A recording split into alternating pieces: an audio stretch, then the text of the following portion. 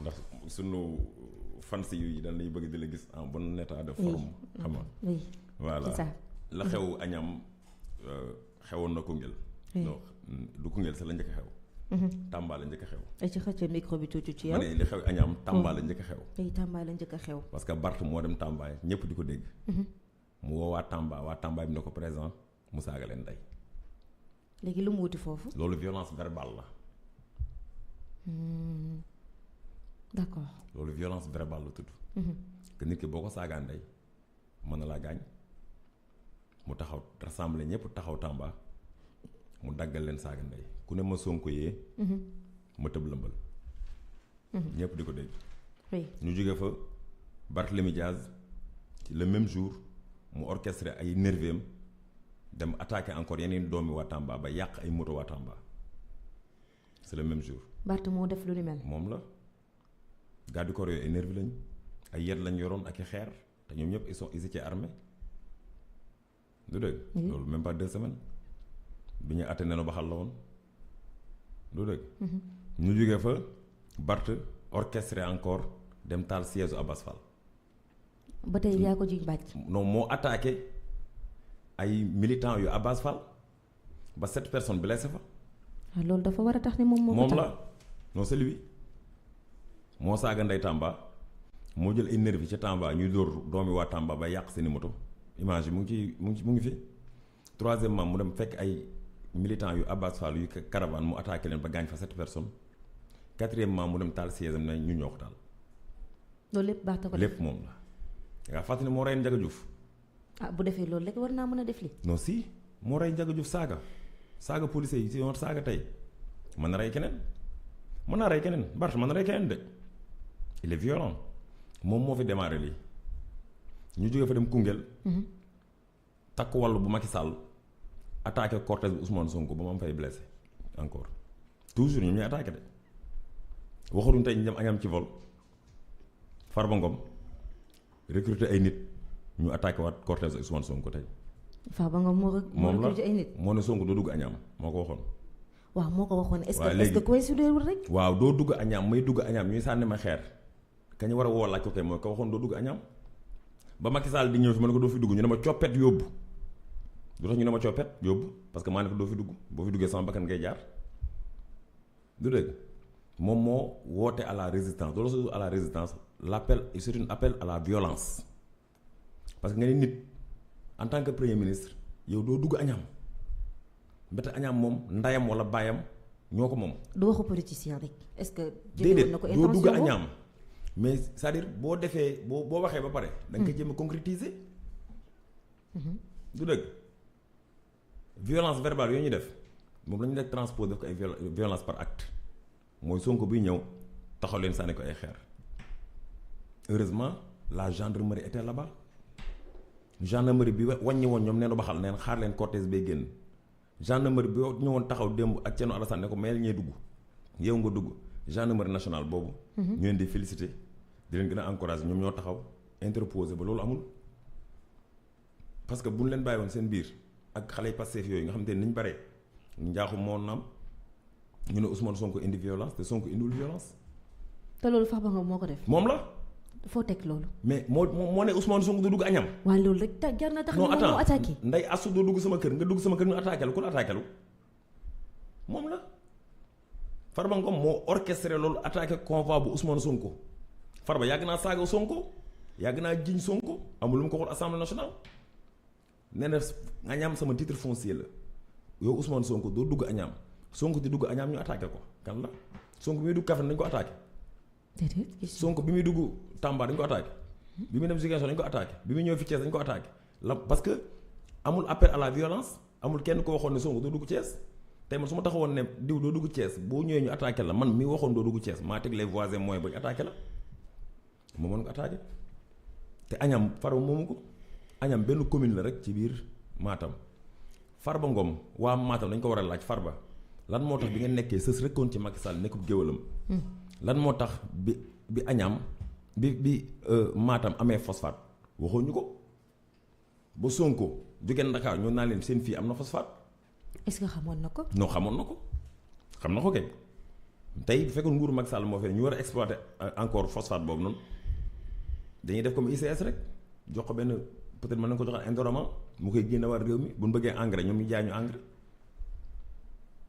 du dëgg kon li Sonko wax pour waa population bu Matam c'est pas la première fois journée set setal ba demoon na fa te leen njëkk a wax ne leen yéen da ngeen a am phosphate te phosphate bi ngeen am fii dëkk yi mag yëpp premier dëkk yi mag yëpp yi am ay mine phosphate mooy mine bi gën a ëpp solo ndax Maroc phosphate rek la am te phosphate lañ defaree Maroc du dëgg muy leen seen phosphate bi fii lañ koy transformé dafa xam nga les Indiens la lu ñuy def. dañuy ñëw fii jël phosphate bi jaarale ko suñu train jaarale ko ci sunu raay yi nga xam ne ñoo ko defal suñu xaalis ñu jaarale ko ci yóbbu ko port bu ñu demee port ñu indemniser leen amul taxe douanière bu ñu jógee foofu yóbbu ko Inde dem def ko engrais jël engrais bay ci ceeb jël ceeb bi ñëw jaay ñu ko Inde amul phosphate mais ñoom ñooy defar engrais fu ñu jëlee seen phosphate Sénégal ñu ne entreprise bi nekk Matam bi nekk Matam Tindodi. Dindoori la nekk phosphate boobu dañ koy exploiter biir Matam mu jël ay emploi ñu am ci ay petite et moyenne industrie ba pare dafa fa benn train boo xamante ni moom mooy génne loolu mu nekk lu projet yu am solo yoo xamante ni dans l'histoire politique amul benn njiitu réew bu ñëw defoon projet ñoom ñu doon ñëw yëpp surtout Macky Sall da doon def añam Matam Fuuta daal sama Fuuta la samay mbokk lañ mu def ko politique xeet moo tax ñoom ba des fois boo waxoon ay fàttali ko femme boobu tuddoon nan ba Fatoumata Ba pare femme bi saaga woon Sénégal yëpp ndey ne képp ku doo xal pulaar doo pël saaga naa la ndey jarbaatu fa Farba Ngom la waaw ba mu ko waxee lañ ko Farba génn yóbbu ko Canada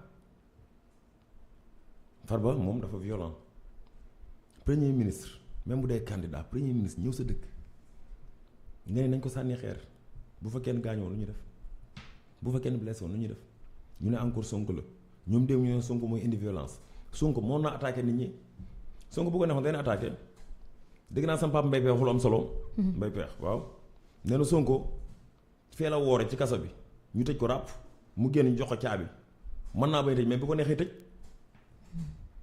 du dëgg jaayul kenn doole moom mais ñoom ñoo koy jaay doole léegi premier ministre du Sénégal opposition bi ñoo koy jaay doole te mu am lépp.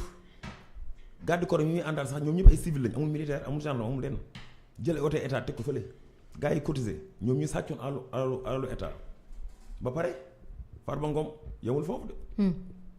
Farba ay mallette la yor. Farba Ngom. def di wër village yi. yaa ci teg sa bët. Ousmane Sonko ko wax lu ma la wax Sonko ko wax. di wër village yi di joxe xaalis pour ñu voter ko Sonko ne leen waaw xaalis bi mu leen jox. da koo sàcc seen xaalis la. nu mu ko sàccee te nekkoon député. ku la nekkoon. député moom def na sax conférence de presse waxoon ko. wax lan. ni moom dénkuñu ko dara dénkuñu ko benn. mais ministère loolu gën a garaaw. ab député la. mais loolu moo gën a garaaw. dénkuñu la dara yow. nga yore milliard. foo ko jëlee yow dénkuñu la dara yow. ab simple député nga. te waxoon nga yow sa salaire député doo ko laal. tey nga yow yore milliard. ñu sàcc sa kër 800 millions. procureur autosaisirul ñu sàccaat sa kër 250 millions sàccaat fa 250 millions muy 1 milliard 300 ci sa biir kër. fu mu jëlee xaalis boobu. àndoon na fekk Thierno Alassane ñu yónni la ñu jox Thierno Alassane maa du xaalis fa la jóge Farba du référence ci réew mi Farba ab géwëlu Macky Sall la rek bu nekk milliardaire tey. université hôpital bu Agnam. est-ce que xam nga bokk na ci financement hôpital bi. bi ñu toppee bi ñu càmbaree kii di financement bokk na ci xaalis bi nga xam ne 2500 milliards yi ñu dépensé woon te dañ koo def secret défense ab hôpital lu ci secret défense wuti. ab hôpital lu ci secret défense wuti dem Agnam dafa fa hôpital nga jël hôpital def ko secret défense kon Sénégal waaye joxoon ko 100 milliards mu tabax hôpital mu def ci 20 milliards saa ci lu ci des. Sénégal amaguñu opposition. déedéet Farba. fii aéroport Léopold Sédar Senghor. ñaata hectare la fa am. moom Farba Ngom mi. waaw Sonko wax na ko ñëpp dégg ko ñaata hectare la fa am compte 1000 milliards boobu. génnewu ma ko ci. déedéet nu ma ko ci génne sàcc nañ sa kër 1 milliard 300 seen tool yi ne ci àll yi coffre-fort yi fa gas gars yi xam nañ ko de Farba ëpp suuf ci Sénégal Farba ëppi kër ci Sénégal Farba Ngom ëppi milliard ci Sénégal ci simple ab cogg simple cogg nga am milliard foo ko jëlee Sonko wax na leen leer nañu xam ni. nekk député ñàkk nekk député force li ñu sàccoon dañ koy delloo te moom promettre na ko ne ko yow na nga waaj parce que ren ngay mujjee nekk candidat Farba ren lay mujjee nekk candidat ci ay élection parce que ci kaso bi lay dee. sàcc la dóorkatu marto la affaire Fulbert Sambou affaire Didier Badji dañ ko ciy laaj enquête moom it. moom mii ci la bokk ca gangi la bokk. du tax ñu ko ciy laaj non gangi la bokk. conseil constitutionnel ñooñu ñu geroon. moo ko doon dox moo ko dox. ñan doon ger conseil constitutionnel. moo ko doon dox. foo déggee loolu. moo yoroon maladie. moom Farba waaw moo yoroon moo nekkoon financier bi boobu moom lañ joxoon lépp mooy jënd nit ñi. waaja dëppoon liste Ousmane Sonko mandataire ba. nu mu tudd. en 2022 élection locale ya daaw da nan. daaw mi yóbboon mbir mi. ma yóbboon mbir mi kan moo ko jënd du Farba Farba ko jënd Farba noonu la fi nekkee et c'est dommage pour le Sénégal. d'accord c'est dommage pour le Sénégal donc Cheikh Tidiane ñu àddu jëm ci violence yi ñuy nemmeeku ci élection yi. gis nañu ni keroog ci Koungheul la woon tey ci Matam la ci Agnam ñu daal di attaqué cortège bu Ousmane Sonko ngi gis xeer bi ngay gis noonu ñu daan ko encadré xeer bi visé bi fàllu ñu wattal ma image bi parce que ñu bëri daanaka bàyyi woon ci xel xeer baa ngi noonu ci kaw ñu encadré xeer baa ngi nële yaa ngi koy gis ndax waaw xeer bu dijj la sax nag nee naa moom xam naa ku toll ni man sànni ko xam naa ni ku toll ni ay Lamine ko sànni ndax ñooñu ëpp tuuti condition waaw loolu li nga ciy noté du leen lu dul ce qu'on appelle une preuve n'est-ce pas d'incapacité preuve de faiblesse waaw moo nekk nii parce que tey jii yaakaar naa ne boo nekkee ci élection rawatina nga nekk ci campagne nga wóolu sa bopp xam ne boo demee si urne yi di nga am dara autrement dit que ne di nga gagner donc yaakaar naa ne am na beneen force boo war a mën a utiliser lu dul ay violence mooy li may faral di wax chaque jour parce que ñoom chaque jour li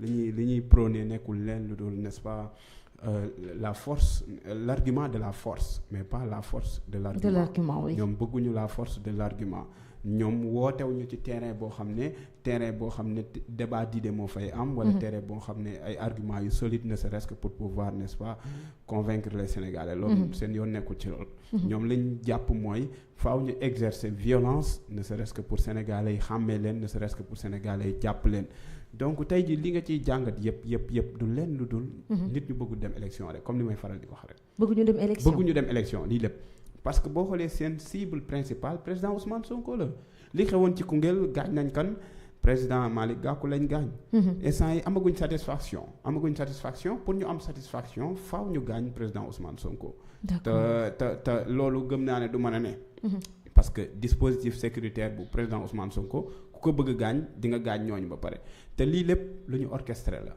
comprendre nañ xam nañ ñu fa demee buñ ne Matam wax Agnam buñ ne Agnam wax Farba Ngom te buñ ne Farba Ngom ne Macky Sall autrement dit que ne Macky Sall moo nekk ci gannaawam ñun xam nañ lépp Macky Sall moo nekk ci gannaawam parce que Macky Sall parewul jamono ji pour jàkkaarloo ku mel ni président Ousmane Sonko parewul pour jàkkaarloo moom looloo tax instant yi dafay jéem a orchestrer violence bu mel ni pour ñu jéem ko teg ci président Ousmane Sonko ndax ñoom la est-ce que ñoom la parce que yow nga dëkk ci dëkk ñoom la nit ki ñëw fii nit ñi xam ne ci dëkk bii nga dëkk après yow nga def lu ne mel nga toog di xaar nit yi duñu xam non ñoom la parce que ñëpp xam nañ ne Farba Ngom mooy def sale boulot yu mel noonu rawatina foofu te Agnam te parce que comme xam na ne Agnam waa Agnam pare nañ ci moom parce que tey dégg naa leen waa Agnam jeunesse bi di wax naan kenn dootuñu naxati autrement dit que ne waa Farba Ngom wala kii mantooram kee di Macky Sall dañ leen daan faral di nax ñoom dem nañ ba am ce qu'on appelle la prise de conscience xam ne réew mi wala gox bi li ko mën a doxal nekkatul Macky Sall wala nekkatul Farba Ngom parce que ñooñu nekk nañ fi 12 ans gisuñu avancement seen réew rawatina seen gox. donc ñu gis ne président Ousmane Sonko c'est l'homme idéal. ñu gis ne président Bassirou Diomaye Faye aussi c'est l'homme idéal.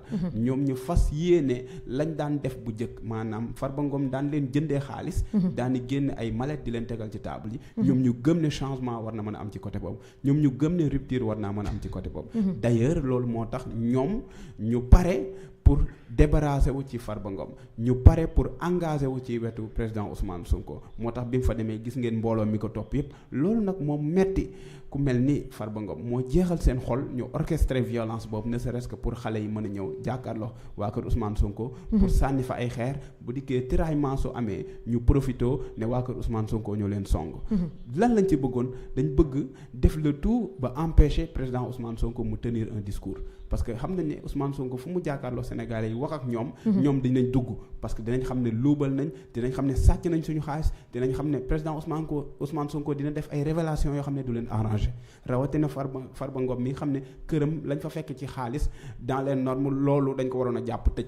parce que somme yooyu kenn waru ko téye ci kër comprendre donc yooyu yëpp nag moom mu xam ko looloo tax tey jii gannaaw bi mu jotee ndigalam si mentoram maanaam pour ñu orchestrer benn violence pour jëm ko teg waa kër Ousmane Sonko taxul mu sotti aussi parce que loo indi fa nga koy fekk président Ousmane Sonko loo indi di nga ko fa fekk bu fekkee jàmm ngay indi di nga fa fekk jàmm waaye boo indee safaan bi dina am ñu la recadrer ba nga toog sa place terewul président Ousmane Sonko dina tenir son discours dina tenir n'est-ce pas li ñuy woowee message bi mu bëgg jàllal dina jàll te sénégalais yi dinañ ko jariñoo te yaakaar naa ne jàllal na ko te sénégalais yi jariñoo nañ ko jeunesse bu Agnam ñoom ñëpp instant bi c'est une jeunesse consciente ñoom ñëpp nee nañ pare nañ pour voter le président Ousmane Sonko pare nañ pour indi rupture foofu ci assemblée nationale parce que ñoom ci boppam nee nañ soxlatuñu assemblée nationale ñu fay am ay députés yoo xam ne nelaw lañ fa nekkee ak dàkk sante nee nañ si boppam soxlaatuñu assemblée nationale di fa am ay députés yoo xam ne ay sàcc lañ donc rupture boobu noonu waa Agnam dañ ko adopté rupture boobu noonu waa Matam dañ ko adopté loolu nag moo metti ku mel ni Farba Ngom metti ku mel ni Macky Sall loo tax ñu jéem a exercer benn violence wala di orchestrer benn violence boo xam ne dañ koy exercer si caravane bu président Ousmane Sonko loolu la rek c'est tout comme fi may daanalee ci question boobu mooy li muy wane mooy ñi bëgguñu dem élection c'est ça bëgguñu dem élection c'est ça ndax jotul ñu jël si ay mesures comme kii gis nañ ko gisaat ko aussi tey ñu gisaat ko ndax jotul ñu arrêté lu mel si parce que keroog ministre n'est-ce pas de l'intérieur mu ngi leen doon artu mu ngi doon artu la classe politique wax ak ñoom ne ñu ngi wootee ñëpp ñu am li ñuy woowee retenu le président de la République lors de son arrivée bi mu ñëwee waxaat na ci di woo Sénégalais yi ñoom ñëpp ñu fas yéene teg li ñuy woowee jàmm ci réew mi kenn bañ a indi ay dérapage kenn bañ a indi ay tiraillement ci classe politique bi te ba mu koy waxul Pastef ba mu koy waxul APR ba mu koy waxul Sàmm Sa Kàddu waxul ci benn coalition dafa wax sénégalais la doon waxal donc dans ce cas nag ñi ne dañ ko war a appliquer wala classe politique bi dañ ko war a appliquer mais depuis lors gis nañ ne opposition bi appliqué wuñu ko ñoom chaque instant ay provocation la ñuy nekk chaque instant ay provocation la ñu nekk li xewoon Koungheul ñëpp gis nañ ko sànq Kapo mu ngi énumérer li xewoon foofu ca Bakel bi xam ne lii lépp ki ko njëkk a def du kenn ku di Barthélémy Dias parce que moo njëkk a taxaw saaga population sénégalaise comprendre donc lu ni mel tamit ñoom ñu ngi koy continuer ñi orchestré yàq seen siège ñëw bëgg ko jiñ ay nit dem dab ay xale di leen dóor ay jaasi ainsi de suite dem li fi xewoon Koungheul tamit ñu defaat ko ba ñin yaakaar ne fi la yem dootul amati donc bu président Ousmane Sonko demee foofu ca Agnam tamit ñu attaqué waat cortège am ça devient trop te gis nañ ne gendarmerie jot na intervenir pour régler situation bi mais il est grand temps que ñoom ñoo xam ne lii bu continuer du baax ci réew mi rawatina waa opposition bi pour loolu nag sénégalais yëpp aussi mën a jàpp pour violence bañ a am mais xam nga tey jii bu fekkee da nga nekk candidat nga xam ne da nga am immunité bi nga yor mooy lay permettre yow ngay bu fekkee doo nit ku normal da ngay jéem a dugg ci lu la neex dugg ay violence mais message bi may lancer mooy lan mooy xale yi yéen xale yi la jeunesse sénégalaise gis ngeen candidat yi ngeen àndal ñoom jamono ji kenn mën leen topp ci dara buñ orchestré violence sax kenn mën leen see topp ndax dañoo am immunité mais yéen ñi ñuy dugal ngeen di dem di exercer violence boobu ci seen moromu sénégalais bu jàpp di am yéen la ñuy jàpp bu leen nangu ku leen di fay 2000 francs wala ngeen di nangu ku leen di fay 5000 francs ba dugal leen ci loo xam ne ëllëg yow la ñuy jàpp yóbbu kaso ñoom ñu nekk continuer seeni activité donc ñi may waxal du ñenn lu dul la jeunesse sénégalaise appel bi may def mooy ngeen gën a conscient vous les jeunes soyez plus conscients boo leen conscient nag du fekk kenn koo xam ne di ngeen nangu muy ñëw di yëkkati alal di leen ko jox di orchestrer benn violence naan dem leen ngeen sànni ñu tel cortège ay xeer. boo leen demee moo xam gendarmerie wala police suñu leen jàppee. bu leen yóbboo en garde à vue bu leen déféré maanaam bu leen yóbboo au parquet ngeen jàkkaarloo procureur bu leen ko procureur dóoree mandat dépôt loolu seen problème lay doon. bu leen tëjee yéen day indi seen famille ay tooxi duuna te boobaa 2000 francs wala 5000 francs fajul loolu. donc jeunesse bi ñu gën a bàyyi xel ci loolu 2000 francs da nga koy lekk mu jeex 5000 francs da nga koy lekk mu jeex mais liberté mooy lépp. te liberté li la ko mën a may nag mooy nga xam li nga war a def nga koy def. lépp loo xam ne jàmm la nga koy def lépp loo xam ne day indi luy taal réew bu ci dugg. waaw foofu la appel boobu.